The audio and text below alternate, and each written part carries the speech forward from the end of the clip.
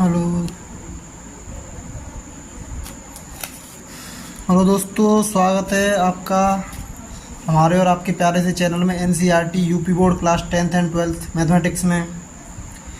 तो दोस्तों, आज का लेक्चर नंबर है 4 और आज हम स्टार्ट करने जा रहे हैं आपके लिए बहुत ही जो क्वेश्चन बचे हुए थे प्रश्नावली 3.1 में, उनको आगे मतलब 5 क्वेश्चन हमने करा चुके थे, उससे आगे 6, 7, 8, 9, 10 आज सारे क्वेश्चन को कराएंगे। ये प्रश्नावली आपकी हो जाएगी ख़त्म, फिर उसके बाद नेक्स्ट कॉन्सेप्ट को कराएंगे, फिर उसके बाद प्रश्नावली कराएंगे। इसी तरीके से आपका और हमारा लेक्चर चलता रहेगा। तो अगर लेक्चर को शुरू करने से पहले मैं आपको कुछ मोटिवेशनल शायरी बताना चाहता हूँ, जिससे कि आपका जो हौसला है वो बुलंद रहे। मंजिल उन्हीं को मिलती है जिनके सपनों में जान होती है। मंजिल उन्हीं को मिलती है जिनके सपनों में जान होती है। पंखों से कुछ नहीं होता मित्र, पंखों से कुछ नहीं होता मित्र, हौसलों से उड़ान होती है। पंखों से कुछ नहीं होता मित्र, हौसलों से उड़ान होती है। तो मतलब हमें अपना हौसला बुलंद रखना चाहिए हमेशा, चाहे परिस्थिति कैसी भी हो।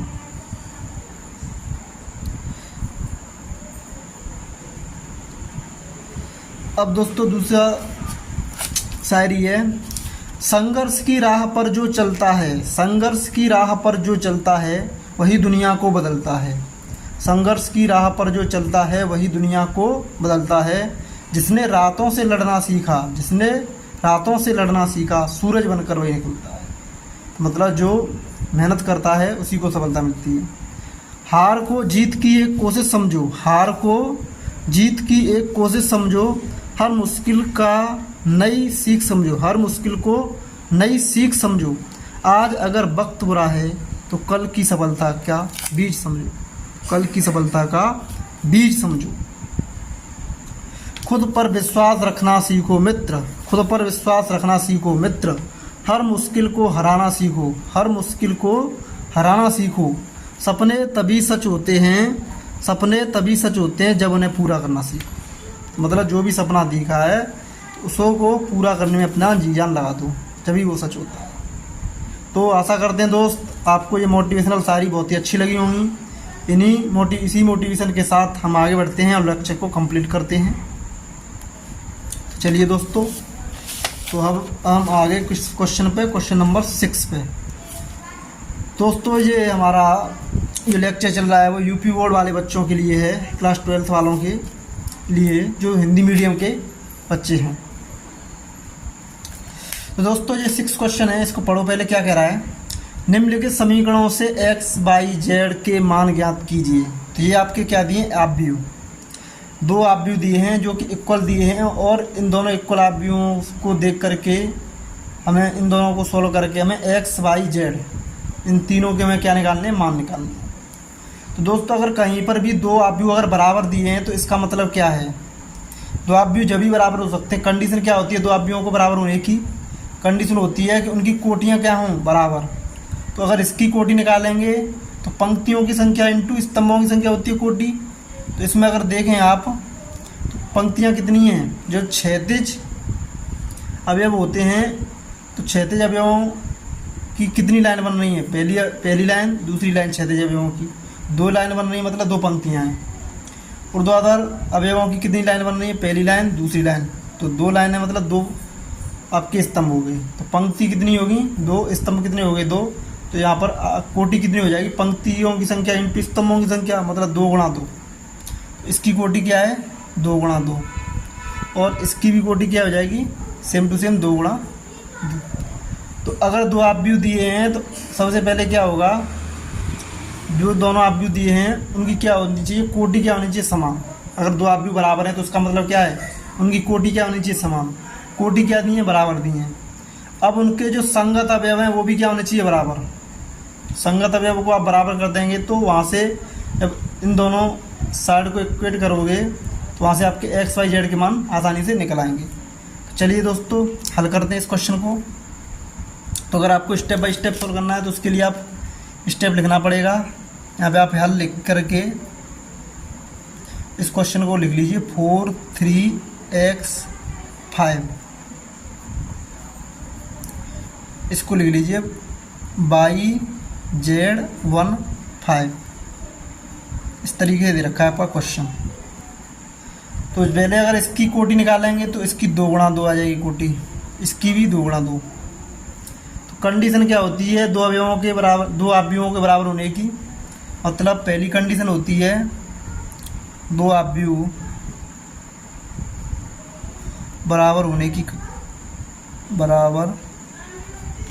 होने की स्थिति क्या होती है, मतलब पहली कंडीशन है कि उनकी कोटि क्या हो, समान हो, कोटि समान। नंबर 2 पे संगत अवयव बराबर होते हैं, संगत अवयव बराबर होते हैं।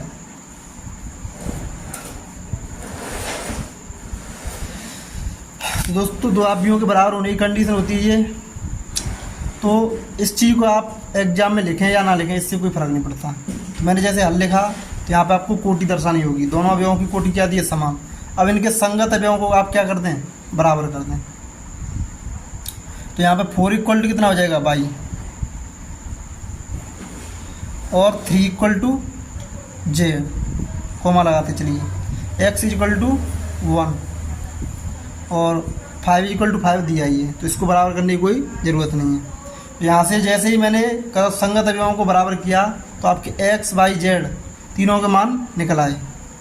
तो यहाँ पे हो जाएगा y equal to 4, z equal to 3 और x इक्वल टू 1। यही आपका क्या हो गया, आंसर। तो दोस्तों ये मैंने आपको समझाने के लिए लिखी है, इस चीज़ को आपको एग्जाम में लिखने की कोई आवश्यकता नहीं है।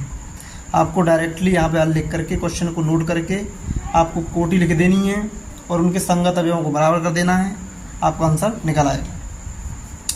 तो दोस्तों आशा करते हैं पहला पार्ट इसका समझ में आया होगा 6 क्वेश्चन का। अब सेकंड पार्ट को सॉल्व करते हैं। इसमें भी क्या है कि दोनों अवयव बराबर दिए हैं। अगर दोनों अवयव आपके बराबर दिए हैं तो पहली बात, इस क्वेश्चन को आपको स्टेप के अनुसार लिख लीजिए।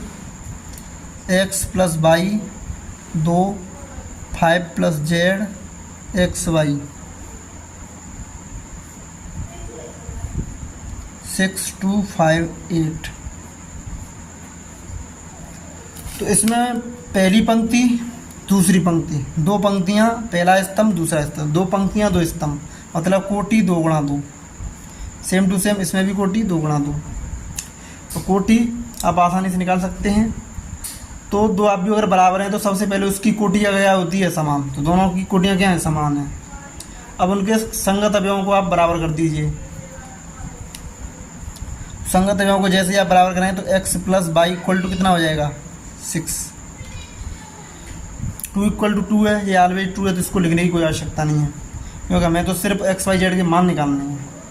5 प्लस जेड इक्वल टू 5, यहाँ पे आप लिख सकते हैं इक्वल टू 5, और एक्स वाई इक्वल टू 8। चलिए सॉल्व करिए। तो यहाँ से अगर आप सॉल्व करेंगे तो जहाँ से जेड इक्वल टू डायरेक्ट क्या हो जाएगा, 0। अब यहाँ पे क्या है आपका, x plus Y equal to क्या है, 6, एक्स वाई इक्वल टू क्या है, 8। इसको मान लीजिए आप फर्स्ट इक्वेशन, इसको मान लीजिए सेकंड। तो समीकरण फर्स्ट था सेकंड से। तो ये क्वेश्चन थोड़ा आपका बड़ा हो जाएगा। तो समीकरण फर्स्ट तथा समीकरण सेकंड से, तो क्या हो जाएगा, यहाँ से हम अगर y की वैल्यू 6 माइनस एक्स समीकरण सेकंड में रख दें तो वहाँ से हमारे पास क्वाड्रेटिक इक्वेशन हो जाएगी। मतलब मैं इसको सत प्रतिस्थापन विधि से सोल्व कर रहा हूँ, उससे थोड़ा इजी पड़ जाएगा। तो इसमें रखेंगे तो x इंटू वाई की जगह पे रख दो 6 माइनस एक्स इक्वल टू 8। तो यहाँ से हो जाएगा 6x minus X square equal to 8। यहाँ से सॉल्व करेंगे आप तो X square minus 6x plus 8 equal to 0। अब दोस्तों यहाँ पर जगह नहीं बची है, इस साइड में सॉल्व कर लीजिए इसको, इस क्वेश्चन को। तो जैसे ही आप इसको सॉल्व करेंगे X square minus 6x plus 8 equal to 0 को, तो आपका क्या हो जाएगा,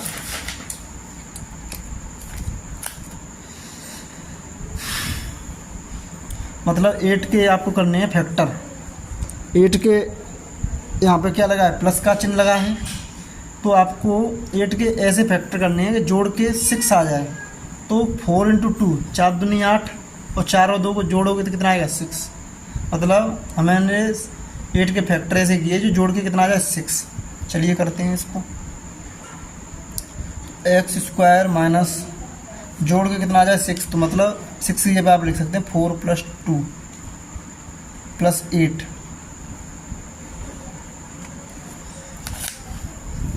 दोस्तों जो लास्ट वाला साइन है वो डिसाइड करता है कि हमें जो फैक्टर करने हैं लास्ट वाले नंबर के वो किस तरीके से करने हैं।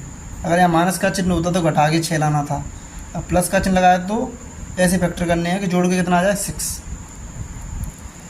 अब दोस्तों इसको आप अलग अलग कर लीजिए। X square minus 4x minus 2x plus 8 equal to दीजिए। यहाँ से आप x कॉमन ले लीजिए। जैसे ही आप x कॉमन लेंगे तो यहाँ पर कितना बचेगा, एक्स स्क्वायर को x से डिवाइड करें तो x बचेगा, 4x को x से डिवाइड करें तो माइनस के 4 बचेगा। माइनस 2 कॉमन लेंगे तो माइनस 2x को माइनस 2 से डिवाइड करेंगे तो यहाँ पे x बचेगा। माइनस 2 से 8 को डिवाइड करेंगे तो माइनस के 4 बचेगा इक्वल टू 0। तो यहाँ से आ जाएगा आपका x माइनस 4 कॉमन लेंगे तो यहाँ पे x माइनस 2 आ जाएगा इक्वल टू 0। तो यहाँ से आप इसको सॉल्व करेंगे तो एक बार x माइनस 4 इक्वल टू 0 और x माइनस 2 इक्वल टू 0।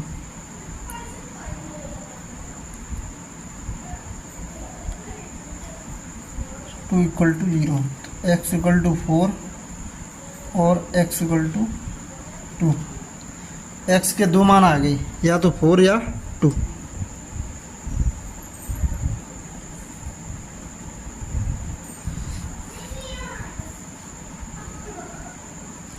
ये x के मान हो गए 4,2। x इक्वल टू 4 पे y का मान कितना आ रहा है, x इक्वल टू 4 समीकरण फर्स्ट में रखने पर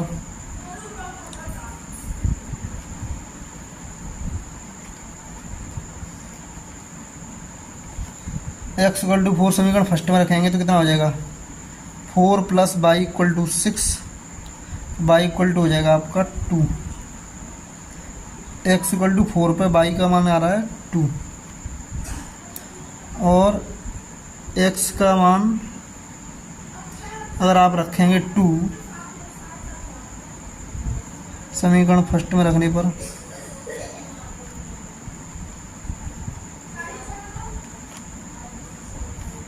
तो 2 plus y equal to 6, y equal to आ जाएगा आपका 4। x इक्वल टू 2 पे y इक्वल टू आ रहा है 4।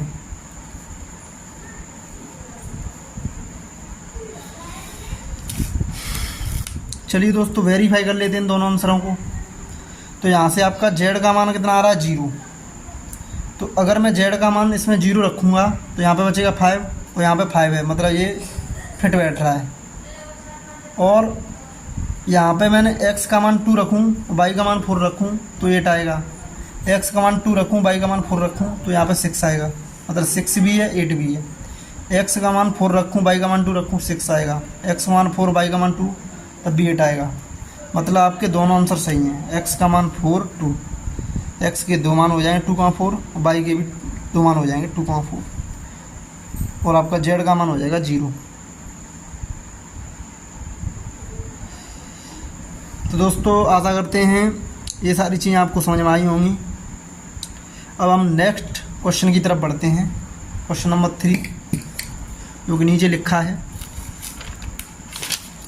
जैसे अगर आपकी कोई भी वैल्यू निकल के आई है सॉल्व करके, तो सबसे पहले लास्ट में उनको वेरीफाई करके देख लीजिए।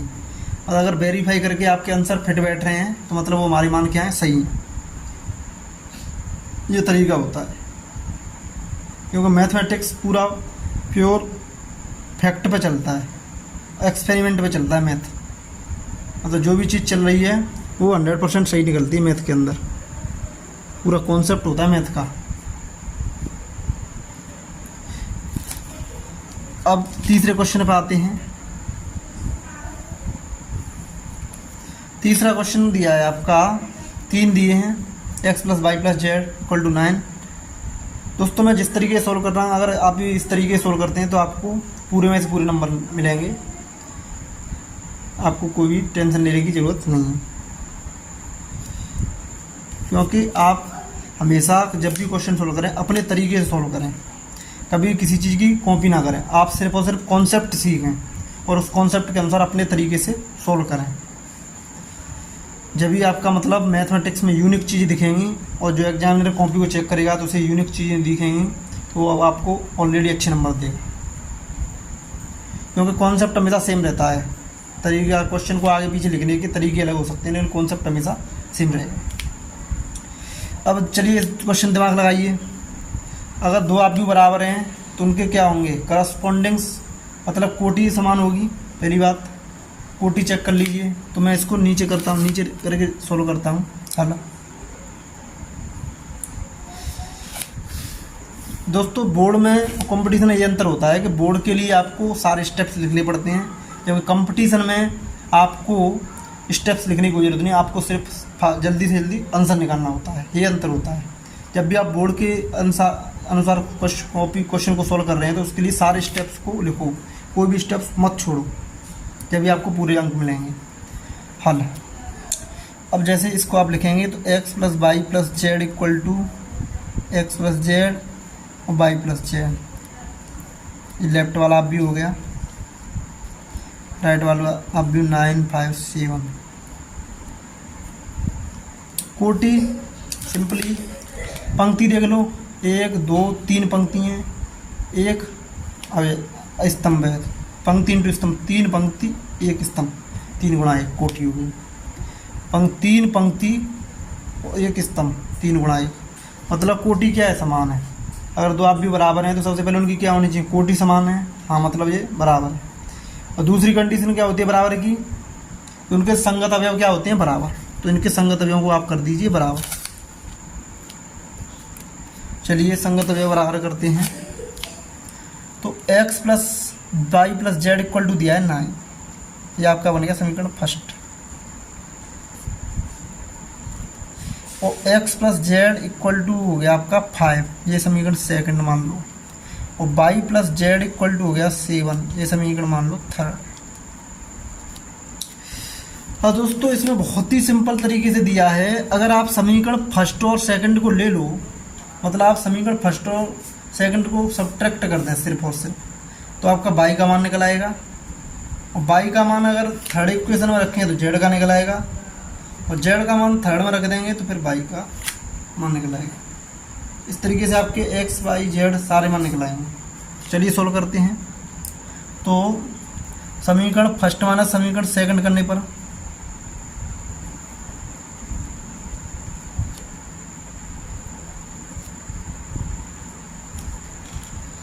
तो जैसे ही आप फर्स्ट माइनस सेकंड करेंगे, एक्स प्लस जेड से एक्स प्लस जेड कट जाएगा, आपका बचेगा सिर्फ और सिर्फ लेफ्ट हैंड साइड में वाई, और इधर हो जाएगा 9 माइनस 5 इक्वल टू 4। वाई का मान आ गया 4। अच्छा वाई इक्वल टू 4 अगर आप रखते समीकरण थर्ड में, वाई इक्वल टू 4 समीकरण थर्ड में रखने पर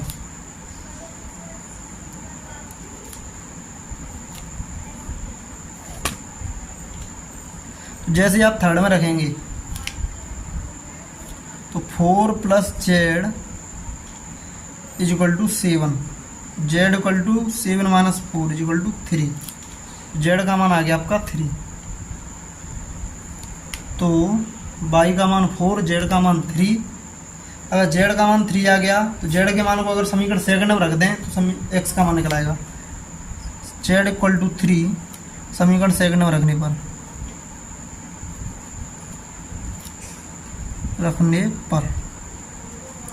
तो जेड का मान हो गया 3 plus Z, sorry 3 plus x. Z का मान कितना रख दिया 3 plus Z, sorry 3 plus x, मतलब जेड का मान 3 प्लस एक्स इक्वल टू 5। तो यहाँ से आपका एक्स का मान निकल आएगा 5 माइनस 3 इक्वल टू 2। तो यहाँ से आपके मान आएंगे, एक्स का मान आ गया 2, वाई का मान आ गया 4 और जेड का मान आ गया 3। तो आपको तीनों के मान निकालने थे एक्स वाई जेड के, जो कि ऑलरेडी निकाल चुके हैं।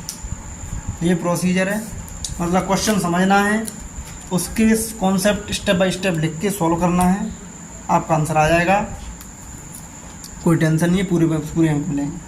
मतलब कोई भी स्टेप आपको छोड़ना नहीं है, बस ये ध्यान रखना है।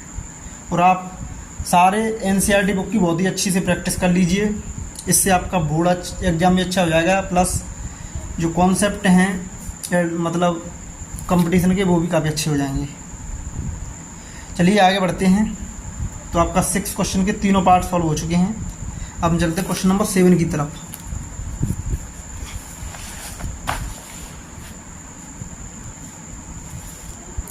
तो सबसे पहले क्वेश्चन 7 को पढ़िए। समीकरण समीकरण 2a + c 2a - b 3c + d = -1 5 0 13 से ABCD के मान ज्ञात कीजिए। ये भी दो आप भी बराबर हैं, उसी के ऊपर दिया है। तो इसमें भी वही सेम प्रोसीजर है जो हम लगा चुके हैं, तो इसको हल कर लीजिए सेम तरीके से।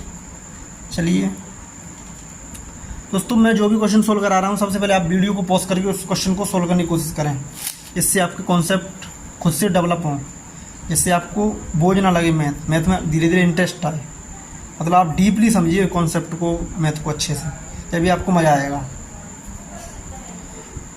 पहले क्वेश्चन को पढ़ के मुझे समझ में आया कि दो आप भी बराबर दिए हैं। दो आप भी बराबर दिए हैं, तो सबसे दो आप भी बराबर कब होते हैं? जब उनकी कोटियाँ समान हों और संगत अवयव बराबर हों। तो उसी कॉन्सेप्ट को लगाएंगे, इनके मान निकल आएंगे। उन्हीं को स्टेप बाय स्टेप सोल्व करके निकालना है, ये इसमें पूछा है। चलिए, a - b 2a + c 2a - b 3c + d।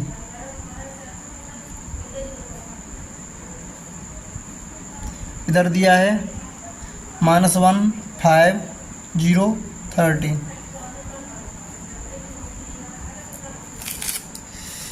तो दो आप भी बराबर होते हैं जब उनकी कोटि समान होती है। तो इसमें दो पंक्तियां हैं, दो ही स्तंभ में, मतलब इसकी जो कोटि है वो 2 × 2 की है। दो पंक्तियां, दो स्तंभ, मतलब इसकी कोटि भी 2 × 2 है। सबसे पहले दो आप भी बराबर हैं, तो इनकी कोटियां क्या हैं? समान है। पहली कंडीशन फुलफिल होगी, हाँ। अब इनके संगत अवयव को बराबर कर दीजिए। संगत अवयव आप बराबर करेंगे तो a - b = -1, ठीक है। और 2a + c = आपका हो गया 5, 2a - b = 0 और 3c + d = 13। तो इस तरीके से आपकी जो 4 इक्वेशन है, 4 अवयव थे, 4 अवयवों को संगत अवयवों को बराबर करने पर 4 इक्वेशन मिल गई आपको। अब इनको आप स्टेप बाय स्टेप सोल्व करिए। चलिए करते हैं सोल्व। अब इसमें आप दिमाग लगाइए कि a - b के ऊपर 2 समीकरण दिए हैं। तो अगर मैं इन दोनों को मतलब समीकरण फर्स्ट और समीकरण सेकंड मान लूँ, तो इससे क्या हो जाएगा? आपका आसानी से सोल्व हो जाएगा। तो मान लीजिए ये समीकरण आपका हो गया फर्स्ट, ये हो गया आपका सेकंड, इनका भी नाम रख लीजिए आप। तो इसमें क्या है कि यहाँ से अब जैसे ही आप सोल्व करेंगे a और b के लिए, तो आपको a और b के मान निकल आएंगे।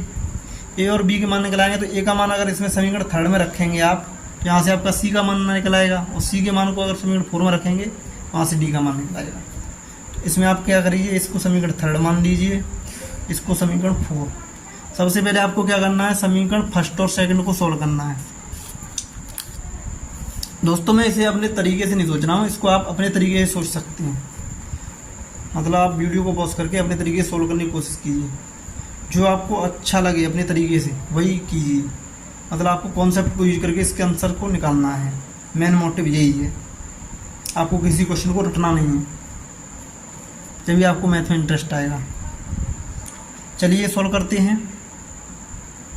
तो a - b = -1, 2a - b = 0। तो अगर मैं यहाँ पर कर दूँ समीकरण फर्स्ट माइनस समीकरण सेकंड,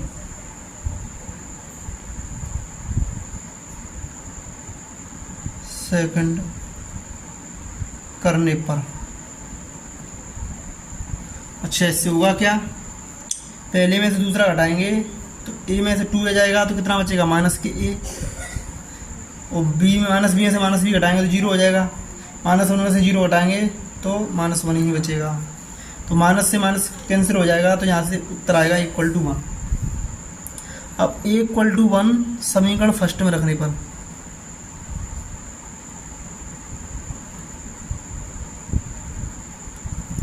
समीकरण फर्स्ट दिया आपका a - b = -1, तो a = 1 रखेंगे आप जैसे ही, तो 1 - b = -1। तो यहाँ से क्या हो जाएगा, आप -1 को इधर की साइड ले आइए और -b को दूसरी साइड ले आइए। तो -1 इधर की साइड आएगा तो प्लस का हो जाएगा, तो इधर हो जाएगा 1 + 1, -b उधर जाएगा तो प्लस का हो जाएगा। तो b = आ जाएगा आपका 2। a का मान 1 आ गया, b का मान 2 आ गया। अच्छा, अगर a और b के मान आ गए, a का मान अगर हम समीकरण थर्ड में रखते हैं तो c का मान निकल आएगा। तो a = 1 समीकरण थर्ड में रखने पर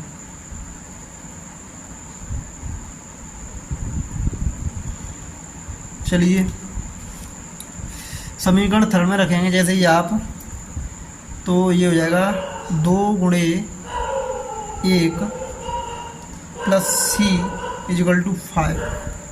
तो यहाँ से हो जाएगा आपका c = 5 - 2 = 3।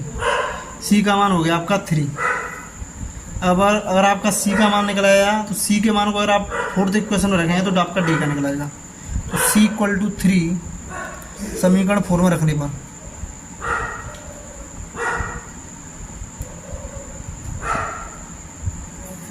c = 3 आप समीकरण 4 में रखेंगे तो क्या होगा, आपका हो जाएगा 3 × 3 + d = 13। तो ये 9 + d = 13 और -9 उधर जाएगा तो कितना हो जाएगा, 13 - 9 जो कि आपका हो जाएगा 4। तो यहाँ से आपके चारों मान निकला है। a का मान हो गया 1, b का मान हो गया 2 और c का मान हो गया 3 और d का मान हो गया 4। ये भी हो गया आपका फाइनल आंसर। तो दोस्तों आशा करता हूँ आपको ये क्वेश्चन काफ़ी अच्छी तरीके से समझ में आ गया होगा। अब बढ़ते हैं नेक्स्ट क्वेश्चन की तरफ, जो कि काफ़ी आसान भी है। इसमें सिर्फ और सिर्फ आपको टिक करना है, मतलब आपका बहुविकल्प भी टाइप का है। अगर आपका ये = आव्यूह दिए जिसमें अब दिए aij और इसका जो ऑर्डर है वो m × n है, एक वर्ग आव्यूह है। तो दोस्तों मैं आपको पढ़ा चुका था कि वर्ग आव्यूह में क्या होता है, ऐसा आव्यूह जिसके पंक्तियों की संख्या और स्तंभों की संख्या क्या हो बराबर। पंक्तियों की संख्या होती है m और स्तंभों की संख्या होती है n। तो m बराबर क्या हो जाएगा n, जो कि कौन से ऑप्शन में दिया है, तीसरे में। आप डायरेक्ट टिक कर सकते हैं। तो बस इतना ही बड़ा क्वेश्चन था ये। चलो बढ़ते हैं 9th क्वेश्चन को सॉल्व करते हैं।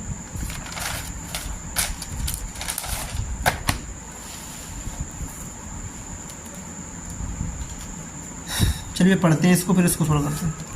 x तथा y के प्रदत्त किन मानों के लिए आव्यूहों के निम्नलिखित युग्म समान हैं। सेम टू सेम दो आव्यूह बराबर हैं, उसी के ऊपर दिया है ये भी। तो चलिए सॉल्व करके इनको टिक करते हैं कौन सा आंसर है। चलो बढ़ते हैं आगे। हल 3x + 7 y + 1 5 2 - 3x। और ये समान की बात कर रहा है तो यहाँ पे बराबर का चिन्ह लगाना पड़ेगा। = 0 y - 2 8, ये हो जाएगा आपका 4। x तथा y के प्रदत्त किन मानों के लिए आव्यूहों के निम्नलिखित युग्म समान हैं। ठीक है, मतलब x और y के मान निकालने हैं इन दोनों आव्यूहों को समान करके। दोनों आव्यूह मैंने समान कर दिए। तो इनकी कोटि देखो, पंक्ति कितनी है, पहली पंक्ति दूसरी पंक्ति, पहला स्तंभ दूसरा स्तंभ, पंक्ति भी 2 है स्तंभ भी 2, मतलब कोटि 2 × 2। इसकी भी कोटि 2 × 2, मतलब कोटि समान है। अब बात करते हैं कि संगत है क्या करने पड़ेंगे, बराबर करने पड़ेंगे। तो 3x + 7 किसके बराबर हो जाएगा, 0 के, 0। तो यहाँ से आपका हो जाएगा x = -7/3 5 = y - 2। यहाँ से -2 उधर जाएगा तो +7 हो जाएगा, y = हो जाएगा डायरेक्ट 7। y + 1 = 8 करेंगे तो यहाँ से भी जो मान निकल आएगा y का वो भी 7 निकल आएगा, तो y इक्वल टू हो जाएगा आपका 7, 8 माइनस 1, और 2 माइनस 3x इक्वल टू 4 कर दो, 4, तो यहाँ से हो जाएगा क्या, 3x को बदल ले जाए प्लस का हो जाएगा, 4 को बदल ले जाए माइनस का हो जाएगा, तो 2 माइनस 4 इक्वल टू 3x, मतलब माइनस 2 इक्वल टू 3x, मतलब x इक्वल टू माइनस के 2/3। तो यहाँ पर आपके दो x के कितने मान निकले हैं, यानी x के मान निकले हैं आपके दो, एक तो -7/3, एक माइनस के 2/3। तो दोस्तों यहाँ पे आपको करना पड़ेगा चेक कि जो दो आप व्यू दिए हैं वो x के दोनों मानों को सेटिस्फाई कर रहे हैं कि नहीं कर रहे हैं। पाई का तो आपका एक ही मान दिया है 7, तो आप y के मान को जैसे ही रखेंगे 7, तो यहाँ पे हो जाएगा 7 + 1 कितना हो जाएगा 8, इधर भी 8 है उधर भी 8 है, मतलब कंडीशन फुलफिल हो रही है, संगत जो बराबर है। अब x इक्वल टू -7/3 रखेंगे यहाँ पर, तो 3 से 3 कैंसिल हो जाएगा, -7 + 7 0, मतलब ये कंडीशन फुलफिल हो रही है। यहाँ पर अगर -7/3 रखेंगे तो कितना हो जाएगा, प्लस का हो जाएगा 7 + 2 9, मतलब यहाँ पे कंडीशन क्या हो रही है, गड़बड़ हो रही है, x इक्वल टू -7/3 पे। अच्छा, और अगर x इक्वल टू -2/3, मतलब x इक्वल टू -7/3, इन दोनों अवयवों को बराबर नहीं कर सकता, x का मान जो -7/3 है। अच्छा, x इक्वल टू -2/3, मतलब x इक्वल टू -7/3 के लिए ये दोनों अवयव बराबर नहीं होंगे। तो x इक्वल टू -2/3 रखेंगे यहाँ पर आप, तो आपका 3 से 3 कैंसिल हो जाएगा, -2, 7 - 2 कितना बचा 5, इधर 5 है इधर 0, मतलब बराबर नहीं आ रहे हैं, तो संगत है इस पर भी बराबर नहीं आ रहे हैं। यहाँ पे रखेंगे आप -2/3, तो -2/3 रखेंगे तो यहाँ पर 2 + 2 4, मतलब x के किसी भी मान के लिए, इन दोनों मानों के लिए ये दोनों आप भी बराबर नहीं आ रहे हैं, इसीलिए x का कोई भी मान संभव नहीं है। तो ये कह रहा है कि ये दोनों आप भी बराबर x और y के किन मानों के लिए होंगे, तो x का मान आपका यानी कि आपका कोई भी मान नहीं हो सकता, -2/3 भी नहीं हो सकता, -7/3, -2/3 -7/3, ये दोनों क्या हो जाएंगे, गलत।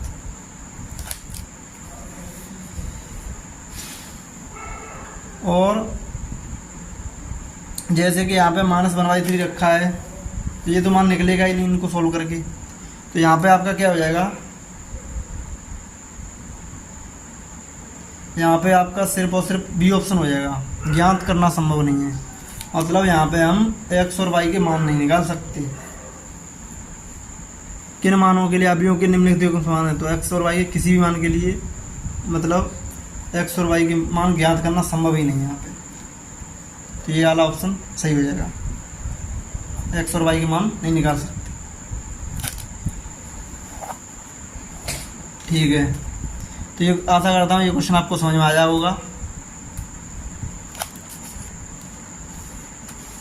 मतलब जो भी आप मान निकालेंगे तो उनसे जो अवयव हैं, जो अवयव हैं, वो सेटिस्फाई होने चाहिए, जब ही मतलब वो मान आपके माने जाएंगे, अन्यथा आपके वो मान नहीं माने जाएंगे। यहाँ पे मैंने जैसे सॉल्व किया था, तो x और y, x के दोनों मान इन दोनों अवयवों को सेटिस्फाई नहीं कर रहे थे, इसीलिए x और y के मान निकालना यहाँ पे संभव नहीं था, तो ज्ञात करना संभव नहीं है, ये वाला ऑप्शन सही हो जाएगा। अब 10th, 3/3 कोटि के ऐसे अवयवों की कुल कितनी संख्या होगी जिनकी प्रत्येक प्रविष्टि 0 या 1 है। अच्छा, 3/3 कोटि के ऐसे अवयवों की कुल कितनी संख्या होगी, तो ये दोस्तों आपका क्वेश्चन है परम्यूटेशन एंड कॉम्बिनेशन के ऊपर, तो ये भी काफ़ी आसान है। चलिए हम आपको इसको समझाते हैं। 3/3 कोटि के ऐसे अवयवों की कुल कितनी संख्या होगी जिनकी प्रविष्टि 0 या 1 है। तो अवयवों की संख्या पूछिए, ठीक है। तो इन 3/3 कोटि का मुझे बनाना क्या है, अवयव, ठीक है। तो मान लीजिए मैं बनाना चाहता हूँ एक 3/3 का अवयव, ठीक है। अब जैसे कि मैं आप व्यू बनाना चाहता हूँ, तो मेरे पास 3/3 का जो आप व्यू होगा उसमें कितने अवयव होंगे? 1 2 3 4 5 6 7 8 9, मतलब 9 जगह मुझे फिल करनी पड़ेंगी। तो मेरे पास अवयवों की कुल कितनी संख्या बतानी है जिनकी प्रविष्टि 0 या 1 है। मतलब यहाँ पे मुझे 0 या 1 लिखना है, यहाँ पे भी 0 1 लिखना है, यहाँ पे भी 0 1 लिखना है, ऐसे लिख लग करके मतलब कितने अवयव मतलब कितने आप भी बन सकते हैं। तो यहाँ पे ऐसे अवयवों की नहीं दोस्तों, ये गलत लिख गया है, आप व्यू हो जाएंगे यहाँ पे। ऐसे अवयवों की आप व्यू हों, ये मिसप्रिंट है, ये हो जाएगा 3/3 कोटि के ऐसे अवयवों की कुल कितनी संख्या होगी जिनकी प्रत्येक प्रविष्टि 0 या 1 है। मतलब जिसका प्रत्येक अवयव 0 या 1 हो सकता है। इस तरीके से ऐसे कितने प्रकार के अवयवों की संख्या निकलेगी। तो चलिए देखते हैं दोस्तों, यहाँ पर इस वाले जगह को भरने के लिए मेरे पास कितने ऑप्शन हैं। एक तो यहाँ पे मैं 0 भर सकता हूँ या 1। अगर मेरे पास ऑप्शन है तो वहाँ पे लगता है प्लस। अगर आपका और आता है तो होता है प्लस, और एंड आता है तो वहाँ पे होता है मल्टीप्लिकेशन। तो यहाँ पे हो रहा है मेरा क्या, और मेरे पास ऑप्शन है, या तो यहाँ पे मैं 0 भर दूँ तब भी मेरा आप व्यू बन जाएगा, और अगर यहाँ पे 1 रख दूँ तब भी मेरा आप व्यू बन जाएगा। तो मेरे पास कितने ऑप्शन है? 2। इस जगह को भरने के मेरे पास कितने ऑप्शन है? मतलब 2 ऑप्शन है, 1 0 या 1। दोनों ऑप्शन क्या हो जाएंगे? जुड़ जाएंगे। ठीक है, इसी तरीके से इस जगह को भरने की मेरे पास कितने ऑप्शन है? 2। मतलब प्रत्येक अवयव 0 या 1 हो सकता है। इस तरीके से नहीं बोला है। 3/3 कोटि के ऐसे अवयवों की कुल कितनी संख्या होगी जिनकी प्रविष्टि मतलब अवयव जिसका प्रत्येक अवयव 0 या 1 है। प्रत्येक अवयव जो है वो 0 हो सकता है या 1 हो सकता है। तो प्रत्येक अवयव के पास कितने ऑप्शन है? 2। यहाँ पे भी 2 ऑप्शन हो गए, यहाँ पे भी 2 ऑप्शन हो गए, यहाँ पे भी 2 ऑप्शन हो गए, यहाँ पे भी 2 ऑप्शन, यहाँ पे भी 2 ऑप्शन, यहाँ पे भी 2 ऑप्शन, यहाँ पे भी 2 ऑप्शन। अच्छा, मेरा आप व्यू पूरा बनेगा कब? जब ये वाली जगह भर गई, फिर ये भी बननी पड़ेगी, और ये वाली भी बननी पड़ेगी, और ये वाली। तो मतलब यहाँ पे बीच में आ रहा है और, तो मुझे करना पड़ेगा यहाँ पे मल्टीप्लिकेशन। और के लिए क्या आता है? मल्टीप्लाई। इस तरीके से कितने प्रकार के आप व्यू प्राप्त होंगे आपको? 2 का पावर कितने हो जाएगा? 9। मतलब 5 1 2 500 बार। दोस्तों अगर मैं इसी तरीके का एक और क्वेश्चन पूछूं, अगर यहाँ पे कहता कि 3/3 कोटि के ऐसे अवयवों की कुल कितनी संख्या होगी जिनकी प्रविष्टि 0 1 2 3 4, मतलब प्रविष्टि की जगह पे यहाँ पे कर देता कितनी।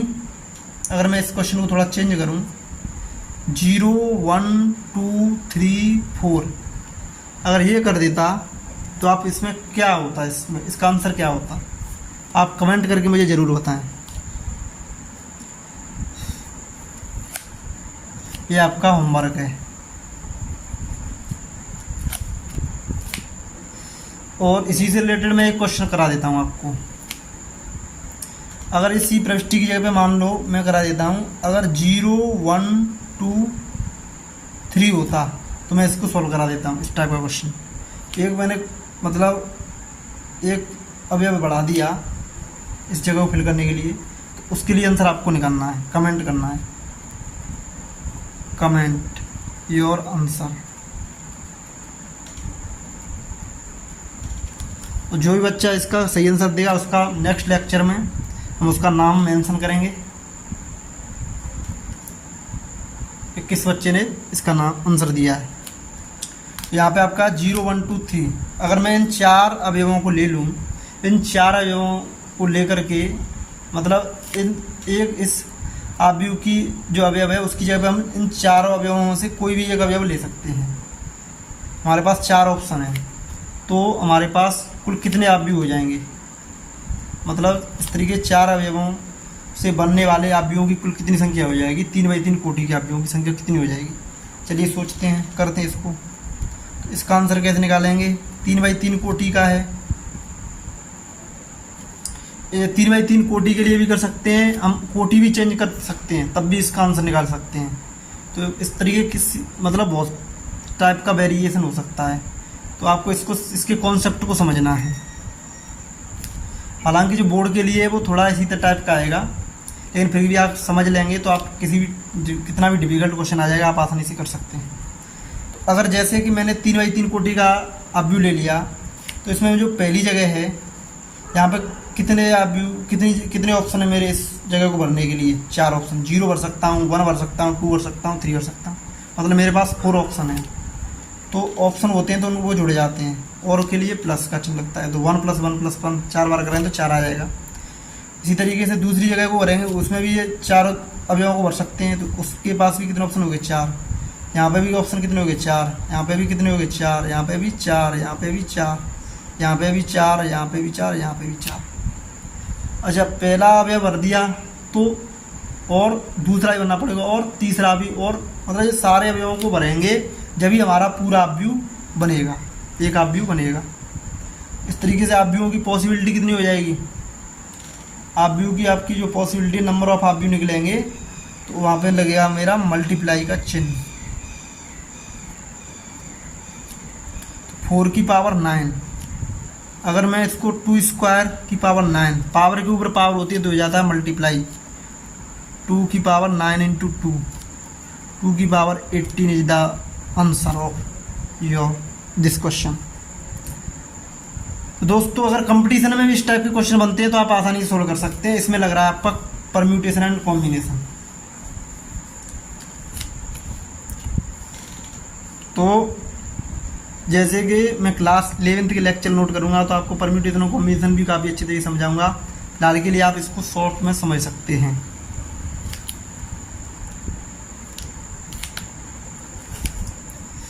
तो ये बहुत ही अच्छा क्वेश्चन था कंपटीशन के पॉइंट ऑफ व्यू से एंड आपके बोर्ड एग्जाम के पॉइंट ऑफ व्यू, दोनों से काफ़ी इंपॉर्टेंट था, इसलिए मैंने इसको सोल्व कराया। इस वाले क्वेश्चन का आप ज़रूर आंसर कमेंट करें। जो भी अच्छा सही आंसर कमेंट करेगा मैं उसका नाम अगले लेक्चर में लूँगा, जिससे उसे एक नया मोटिवेशन मिले, और उससे आपका उसका IQ लेवल भी पता चल जाएगा कि उस बच्चे का IQ लेवल कितना है। जो भी इसका आंसर कमेंट करेगा उसका IQ लेवल बहुत ही अच्छा होगा, क्योंकि वास्तव में चैलेंजिंग क्वेश्चन है, मतलब इसमें सोचना है। तो दोस्तों, आशा करता हूँ आपको हमारा लेक्चर काफ़ी अच्छा लगा होगा। अगर आपको कोई भी क्वेश्चन अगर समझ में नहीं आया हो तो आप कमेंट ज़रूर करें, जिससे हम नेक्स्ट लेक्चर में उसको समझाने की और भी कोशिश करें। इसी कामना के साथ आज का लेक्चर ख़त्म करते हैं। Thank you for all the very best.